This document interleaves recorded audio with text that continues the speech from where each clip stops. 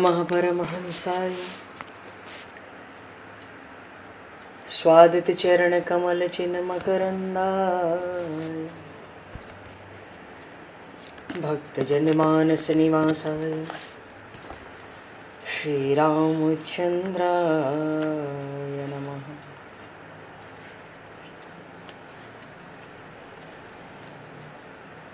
वंदे विदेहतनया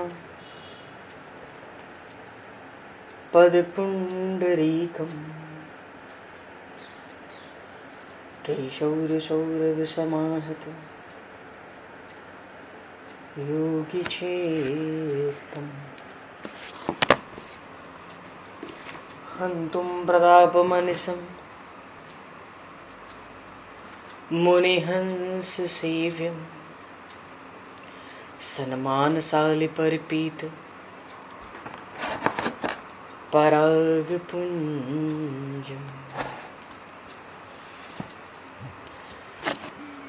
यत्र यत्र रघुनाथकीर्तनं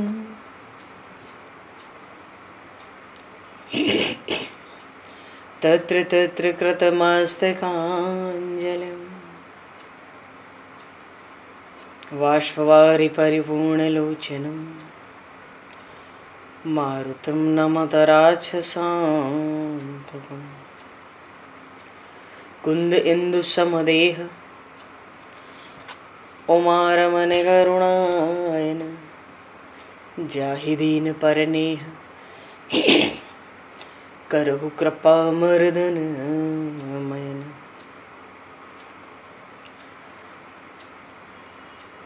प्रहलाद नारद पराशर पुंडरीक व्यासे अम्बरीश शुक शौनक भीष्मदालभ्यां रुक्मांगद अर्जुन वशिष्ठ विभीषणादीन एतानहं परं भागवतान् नमामि।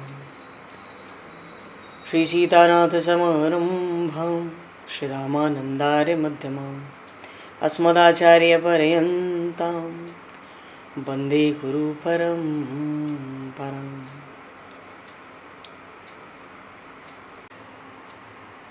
भक्त भक्ति भगवंत गुरु चतुर्नाम वपु एक तिनके पद वंदन के नाशहि विघ्न अनेक। श्री गुरु चरण सरोज रज निज मन मुकुर सुधार वरणो रघुवर विमल यश जोदायक फलचार। हरिशरण। गोविंद जय जय गोपाल जय जय राधारमण हरि गोविंद जय जय। श्री राम जय जय रसिकेश जय जय श्री राम जय जय रसिकेश जय। सीतारमण राम रघुनाथ जय राधारमण हरि गोविंद जय। गोविंद जय जय गोपाल जय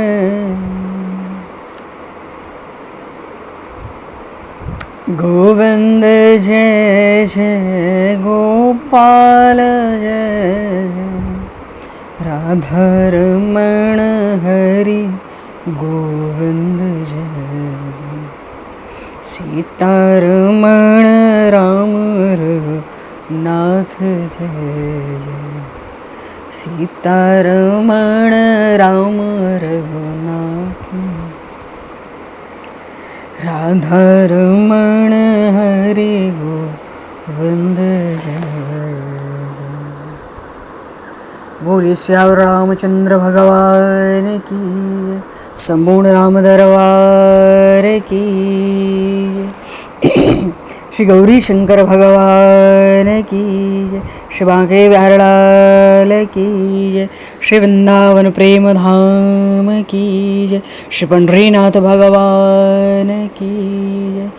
सब संतन की जय, सब भक्तन की जय, समस्त वैष्णवन की जय, समस्त पूर्वाचार्य चरणन की जय, समस्त संप्रदाचार्यन की जय। श्री सद्गुरुदेव भगवान की। गंगा मैया की जय, जमुना मैया की जय, सरजू मैया की जय, गौ माता की जय, तुलसी माता की जय, पृथ्वी माता की जय, काशी महारानी की जय। जय जय श्री सीताराम, जय जय श्री राधे श्याम। नमः पार्वती पते, हर हर महादेव। अनंत कोटि ब्रह्मांड नायक सर्वेश्वर पूर्ण परात्पर ब्रह्म, असंख्य कल्याण गुणगण निलय, भक्त वांछा कल्पतरु, शरणागत वत्सल भक्त वत्सल दीनबंधु दया सिंधु, भगवान श्री हरि की महती कृपा करुणा से शनिवन जी महाराज की परम पावन भावमयी सन्निधि में, महापुरुषों की भावमयी उपस्थिति में एवं आप सभी श्रद्धालु भक्त वैष्णवों की मंगल सन्निधि में मानव जीवन का सर्वोत्कृष्ट फल भगवत गुणगान, भगवत स्मरण का आनंद हम सभी इस संवत 2081 के श्रावण मास में भगवान श्री गौरी शंकर की असीम अनुकंपा से, प्रभु की असीम कृपा से इस श्रावण मास में भगवान शिव की महिमा का स्मरण चिंतन करते हुए आनंद लाभ प्राप्त करने जा रहे हैं। सर्वप्रथम आप सभी भक्तजनों के श्री चरणों में भगवत भाव से सादर वंदन, सादर नमन। आप सभी को भी यथा योग्य जय श्री राम, जय जय श्री राधे हरि शरणम, जय श्री राम जी की जय। श्री सीताराम।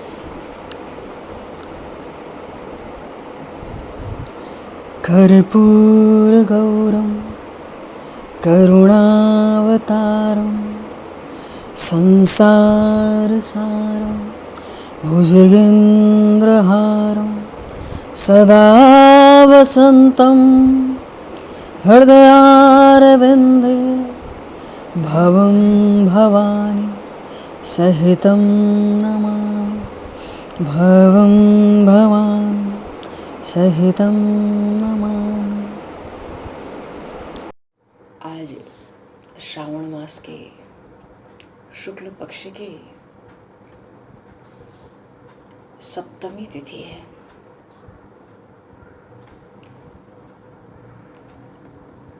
कहते हैं कि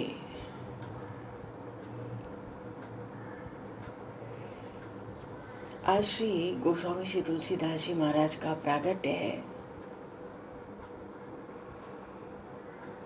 बंदों श्री तुलसी चरण जिनकी न्यू यह काज।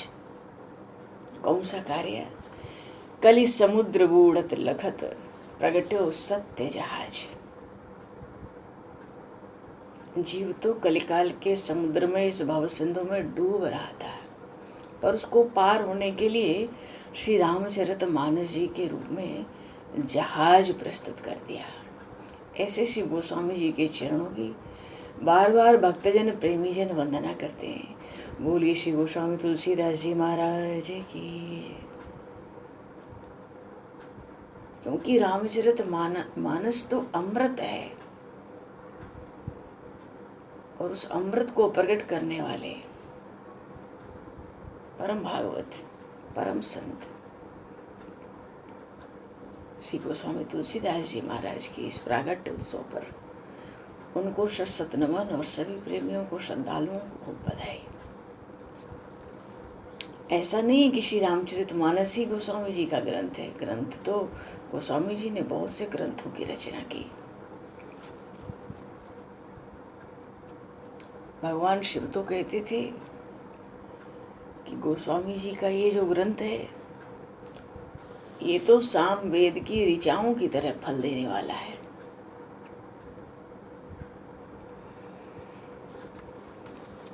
संवत 1631 में रामनवमी के दिन ही ऐसा योग हुआ जैसा त्रेता युग में राम जन्म के दिन।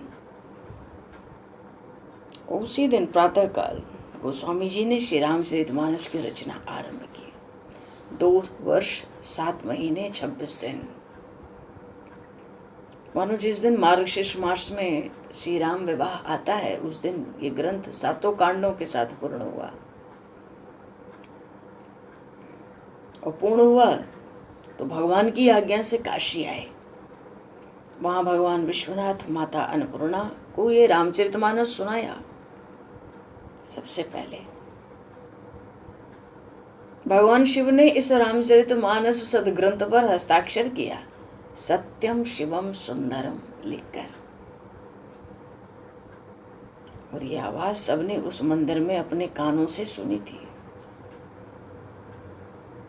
श्री मधुसूदन पाद सरस्वती जी ने तो इस रामचरितमानस को देखा तो लोगों को देखने की प्रेरणा करने लगे काशी में।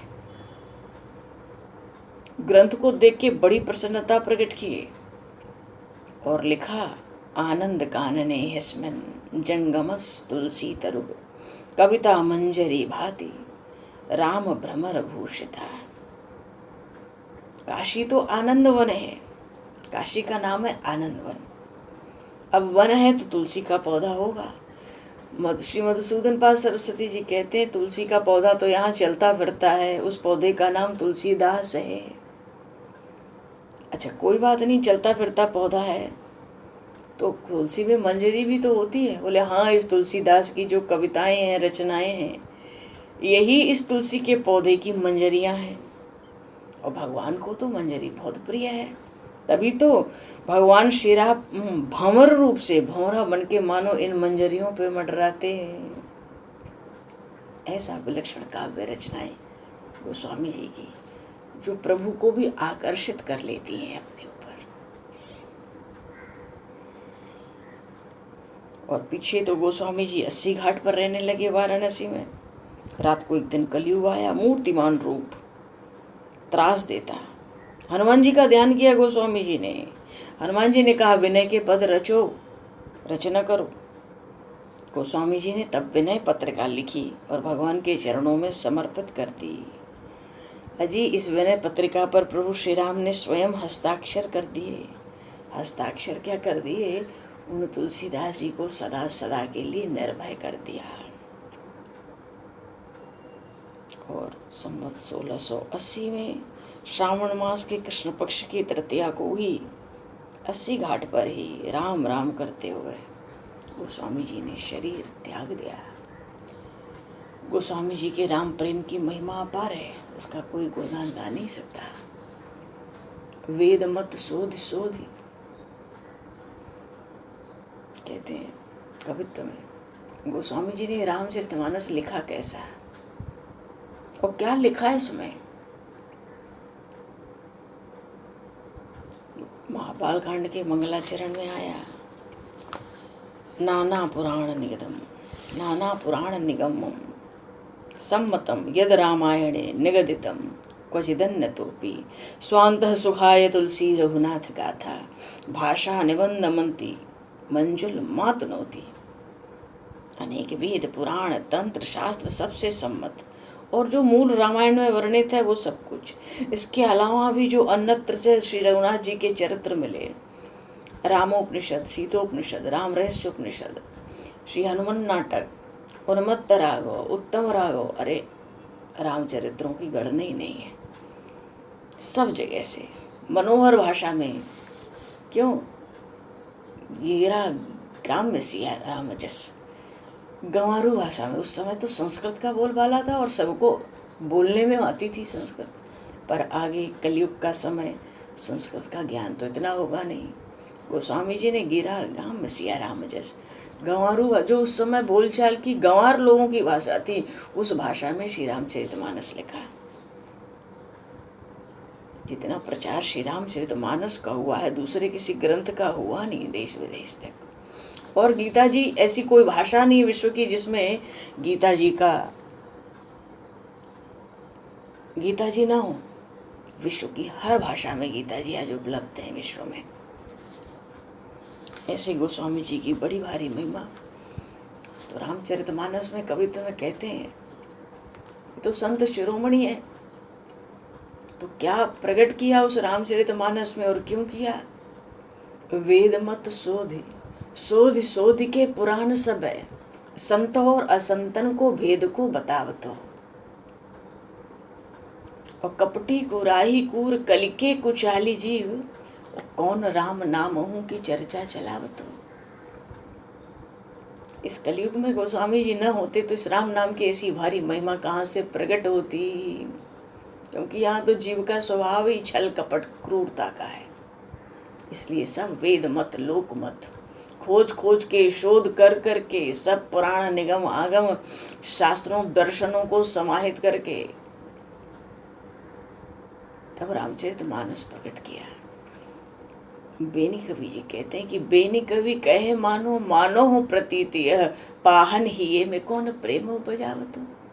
नहीं तो कलयुगी जीवों के हृदय में राम प्रेम प्रकट होता है। ये तो गोस्वामी जी को श्रेय है। भारी भवसागर उतारतो कवन पार, जो पे यह रामायण तुलसी न गावतो। ये तो जो रस लेते हैं श्री रामचरितमानस का, उसकी महिमा तो वही जाने, और वो भी जितना जानते हैं थोड़े ही जानते हैं। इस श्री रामचरितमानस ग्रंथ की अत्यंत विलक्षण बड़ी भारी महिमा कही गई है। बोलिए गोस्वामी श्री तुलसीदास जी महाराज की। आज गोस्वामी जी का प्राकट्योत्सव,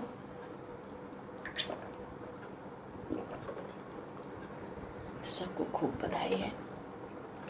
और अपने कथा प्रसंग की ओर चले तो कथा क्रम में श्री शिव महापुराण की कथा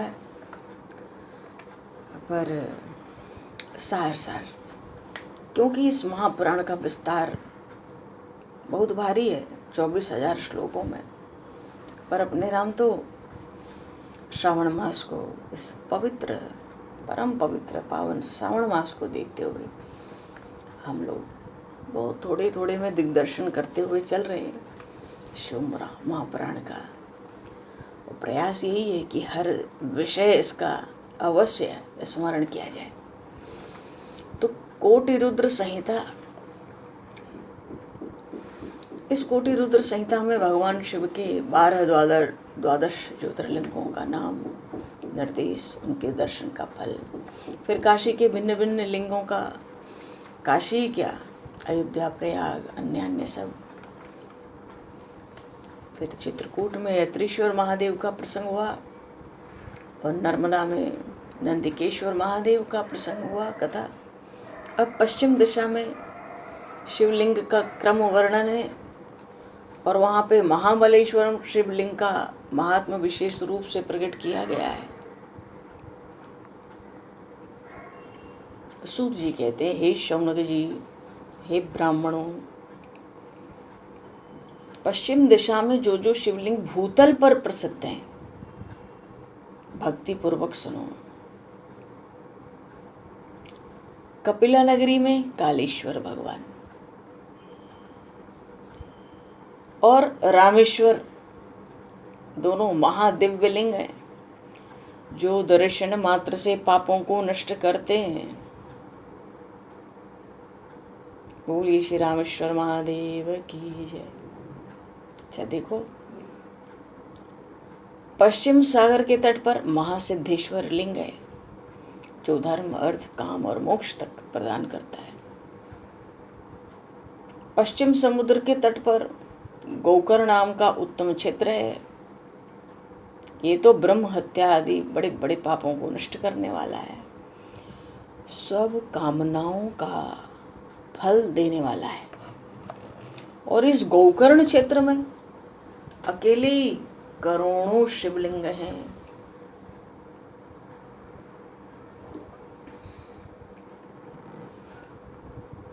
करोड़ों शिवलिंग हैं तो पग पग पर असंख्य तीर्थ हैं गोकर्ण क्षेत्र में। अधिक क्या कहा जाए, इतने ही समझ लें कि गोकर्ण क्षेत्र में स्थित जितने भी शिवलिंग हैं वो सब साक्षात शिव स्वरूप ही है। और गोकर्ण क्षेत्र में वहाँ जितना जल दिखता है मिलता है वो सब तीर्थ स्वरूप ही है। और उसी गोकर्ण क्षेत्र में स्थित महाबलेश्वर बोलिए श्री महाबलेश्वर महादेव की जय। महाबलेश्वर शिवलिंग है। ये महाबलेश्वर जो शिवलिंग है इसकी बड़ी भारी महिमा है। कैसे? जब सतयुग आता है ना तो ये श्वेत वर्ण का रहता है। त्रेता युग आ जाता है तो लोहित वर्ण हो जाता है, थोड़ी लालिमा लिए। और द्वापर युग आवे तो महाबलेश्वर जी पीत वर्ण के हो जाते हैं, पीले। और कलयुग में श्याम वर्ण हो जाता है, थोड़ा काला। जो महापाप करने वाले लोग हैं वो भी यहाँ गौकर्ण क्षेत्र में विराजमान जो महाबलेश्वर लिंग है उसकी पूजा करके शिव पद को प्राप्त कर लेते हैं। ऐसी बड़ी भारी महिमा श्री महाबलेश्वर महादेव की है। अच्छा, उत्तर दिशा में जो विद्यमान शिवलिंग है सूत जी कहते हैं, हे ब्राह्मणों, अब मुख्य मुख्य शिवलिंग सुनो उत्तर दिशा में जो है। गौकर्ण नाम का एक दूसरा भी पापनाशक क्षेत्र है। वहाँ एक बहुत भारी महावन है। उस महावन में चंद्रभाल नाम से उत्तम शिवलिंग है, जिसको रावण बड़े भक्ति पूर्वक लाया था।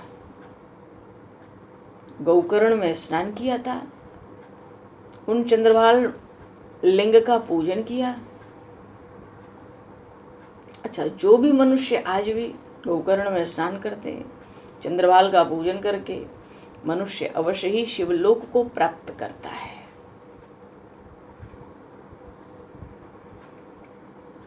इतनी भारी महिमा। अच्छा, मिश्रर्षि नामक एक उत्तम तीर्थ है, वहाँ दधीच नामक शिवलिंग है। इसको दधीची मुनि ने स्थापित किया था। वहाँ जाकर विधि पूर्वक स्नान करके दाधीचेश्वर महादेव का बड़े आदर से पूजन अवश्य करना चाहिए। सूत जी कहते हैं नैमिषारण्य में सभी ऋषियों के द्वारा स्थापित ऋषीश्वर महादेव, ऋषीश्वर नाम का शिवलिंग है।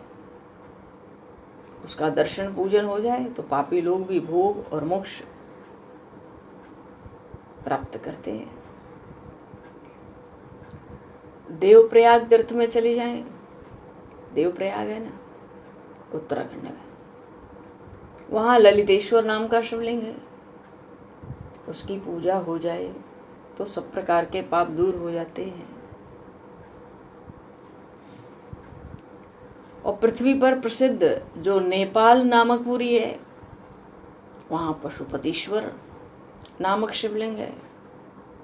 बोलिए श्री पशुपतीश्वर महादेव की। पशुपतिनाथ पशुपतीश्वर है।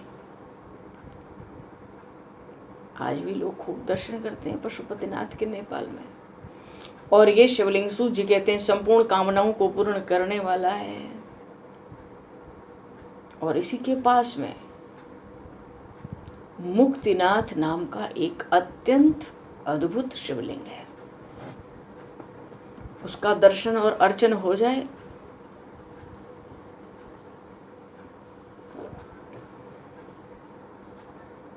संपूर्ण मनोरथ पूर्ण होते हैं।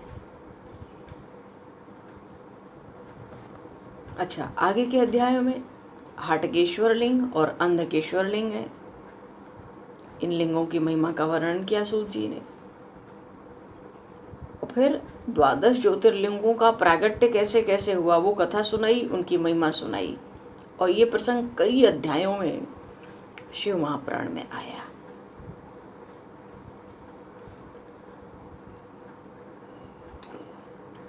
द्वादश ज्योतिर्लिंग सौराष्ट्रे सोमनाथम च श्रीशैल्ये मल्लिकार्जुनम उज्जैन याम महाकालम ओंकारे परमेश्वरम केदारम हेमवत पृष्ठे डाकिन्याम भीमशंकरम वाराणस्याम च विश्वेशम त्र्यंबकम गौतमी तटे। वैद्यनाथम चिताभूमो नागेशम दारुकावने सेतुबंदे च रामेशम घुष्मेशम तु शिवालय। द्वादशेतानि नामानि प्रातरुत्थाय यः पठेत् सर्वपापैर्विनिर्मुक्तः सर्वसिद्धि फलम लभेत। बड़ी भारी महिमा है 12 ज्योतिर्लिंगों के नाम का उच्चारण प्रातःकाल करने की। अच्छा, इनके प्रागट्य और इनकी महिमा का विस्तार बड़ा भारी विस्तार है। अच्छा, आगे के प्रसंग में मणिकर्णिका और काशी का प्रागट्य ये कथा आती है। मानो सोमनाथ, महाकाल, ओंकारेश्वर, केदारेश्वर, भीमाशंकर इत्यादि जितने 12 ज्योतिर्लिंग हैं, इनकी कथा के पीछे विश्वेश्वर ज्योतिर्लिंग वाराणसी, मणिकर्णिका और पंच क्रोशी की महत्ता महिमा को बताते हुए सूत जी कहते हैं, बोलिए श्री काशी विश्वनाथ भगवान की जय। क्या कहते हैं? संसार में जो भी कोई वस्तु दिखाई पड़ती है वो सब कुछ सच्चिदानंद स्वरूप है, निर्विकार है और सनातन ब्रह्म रूप है।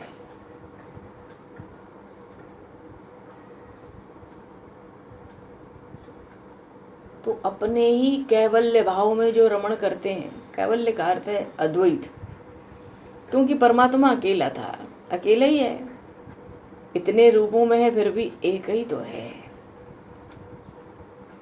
तो वो परमात्मा कैवल्य अद्वैत भाव में रमण करते थे। वो परमात्मा अद्वितीय है, एक ही है, अखंड एक रस, अद्वितीय। तो उन परमात्मा में कभी 1 से 2 होने की इच्छा जग गई थी। तो शिव महापुराण में सूत जी कहते हैं वही परमात्मा सगुण रूप में प्रकट होकर शिव कहलाए। बोली श्री शंकर भगवान की जय। शिव कहलाए। फिर वे ही स्त्री और वे ही पुरुष 2 भेद से 2 रूप में हो गए। तो जो पुरुष अंश हुआ उनसे वो शिव कहलाया, जो स्त्री थी वो शक्ति कही गई।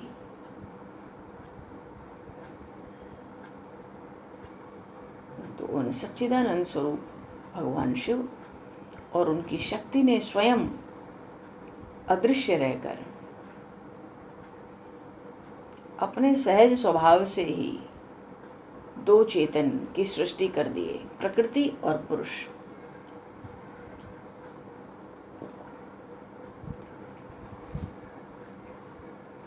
तो भाई प्रकृति पुरुष सृष्टि में आ गए, पर इन्होंने अपने माता पिता को तो देखा नहीं, क्योंकि प्रकट किया भगवान शिव ने और शक्ति ने, पर अदृश्य रह के सृष्टि में इनको प्रकट कर दिया।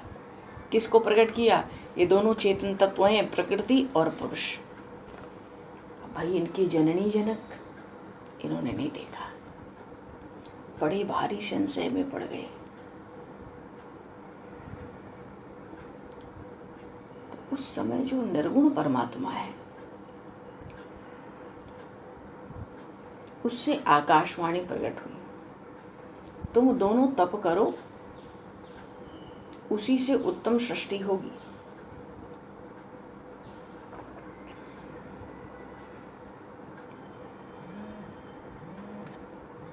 तो उस समय उन निर्गुण शिव जी ने अंतरिक्ष में स्थित सब सामग्रियों से युक्त 5 कोस का परिणाम वाला एक शुभ और सुंदर नगर बनाया। वो नगर उनका अपना ही स्वरूप था। तो उस नगर को बनाकर उन शिवजी महाराज ने जो पुरुष रूप विष्णु थे उनके पास भेज दिया।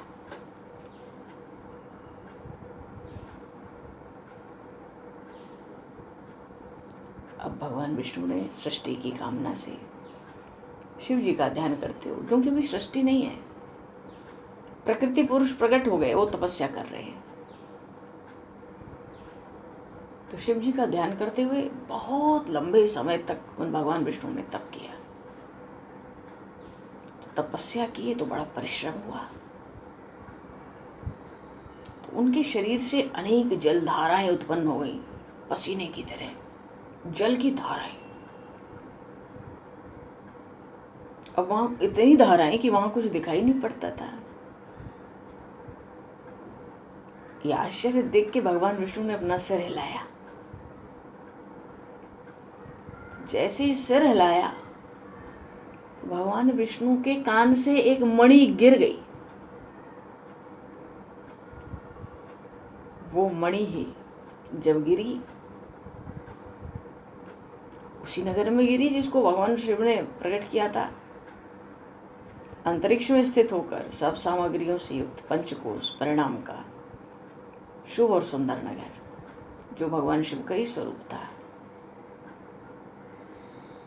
और वहीं पे भगवान विष्णु को भेजा था भगवान शिव ने, तो भगवान विष्णु तो वहीं थे ना, उसी नगर में। सिर हिलाया, एक मणि गिर गई, और वही मणिकर्णिका के नाम से एक महान तीर्थ हो गया। लेकिन जल तो चारों तरफ भरा था ना, कुछ दिखता नहीं था। तो वो 5 कोश वाली जो नगरी थी भाई, वो तो जल की राशि में डूबने लगी थी। जब डूबने लगी तो जो निर्गुण भगवान शिव है ना, शीघ्र ही उस डूबने वाली नगरी को जो स्वयं बनाए थे, वो कितनी विलक्षणता से बनाए देखो, अपने त्रिशूल पर धारण कर लिया। तो उस पुरुष ने, पुरुष का अर्थ है भगवान विष्णु और उनकी पत्नी प्रकृति, उसी त्रिशूल पर उठे नगर में शयन किया। और तब उन भगवान विष्णु के नाभि कमल से ब्रह्मा प्रकट हुए, और उन ब्रह्मा जी ने ब्रह्मांड में 14 लोकों का निर्माण कर दिया। ब्रह्मांड का विस्तार महर्षियों ने 50 करोड़ योजन का बताया है। भगवान शिव सोचने लगे, 50 करोड़ योजन, 100 योजन का समंदर था, 50 करोड़ योजन का ब्रह्मांड, और इसके भीतर अपने अपने कर्मों से बंधे हुए प्राणी मुझे किस प्रकार प्राप्त करेंगे। ऐसा विचार करके वो जो पंचकोश का नगर बनाया था ना भगवान शिव ने अंतरिक्ष में ही, सबसे युक्त, उसको ब्रह्मांड से अलग रखा। तो उस नगर का जो भगवान शिव ने बड़ी विलक्षणता से निर्माण किया, हम लोगों ने श्रवण किया, उस नगर का नाम हुआ काशी। बोलिए श्री काशीपुरी की जय। कहते ना भगवान शिव के त्रिशूल पर आधारित है। तो ये समस्त लोक का कल्याण करने वाली, सबके कर्म के बंधन का विनाश करने वाली, मोक्ष तत्व को प्रकाशित करने वाली, ज्ञान प्रदान करने वाली भगवान शिव कहते हैं मुझे अत्यंत प्रिय है। और वहाँ पे परमात्मा शिव ने अविमुक्त नाम का जो लिंग है स्वयं वहाँ स्थापित किया था। तभी तो वाराणसी का दूसरा नाम है, काशी का दूसरा नाम है अविमुक्त क्षेत्र। संकल्प बोला जाता है तो अविमुक्त क्षेत्र काशी के पहले कहा जाता है। तो अविमुक्त नाम का लिंग भगवान शिव ने स्वयं स्थापित किया और कहा कि उस लिंग से कहा भगवान शिव ने, हे मेरे अंश स्वरूप, तुम मेरे इस क्षेत्र का कभी त्याग नहीं करना। अब इतना कहने के बाद भगवान सदाशिव ने काशीपुरी को स्वयं अपने त्रिशूल से उतारकर कहाँ रखा? मृत्यु लोक में। क्योंकि पहले तो ब्रह्मांड से अलग कर दिया था, अब अविमुक्त लिंग रख के अपना साक्षात स्वरूप पधराकर त्रिशूल से उतारा और मृत्यु लोक में रखा। मानो संसार में स्थापित कर दिया उस नगर को। ब्रह्मा जी का एक दिन पूरा होता है तो सारे जगत का प्रलय हो जाता है, तब भी इस काशीपुरी का नाश नहीं होता। क्यों? जब ऐसा होता है ना प्रलय का समय, उस समय भगवान शिव इसको त्रिशूल पर धारण कर लेते हैं फिर। और जब ब्रह्मा जी फिर से सृष्टि करते हैं, तब भगवान शिव इसको फिर से अपने त्रिशूल से भूतल पर स्थापित कर देते हैं। काशी क्यों कहते हैं इसको? कर्मों का कर्षण करने से कर्म बंधन का नाश हो जाता है। और काशी में ये जो अविमुक्तेश्वर लिंग है सदा विराजमान रहता है, महापातकी पुरुषों को भी मुक्त करने वाला है। बोलिए श्री काशीपुरी की जय। श्री अविमुक्तेश्वर महादेव की जय।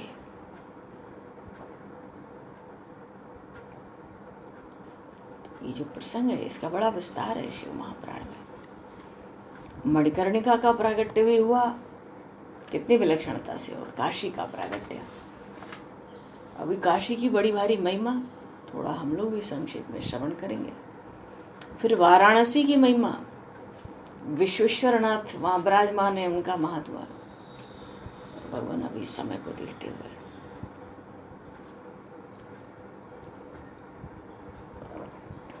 आज यहीं पर वाणी को विराम।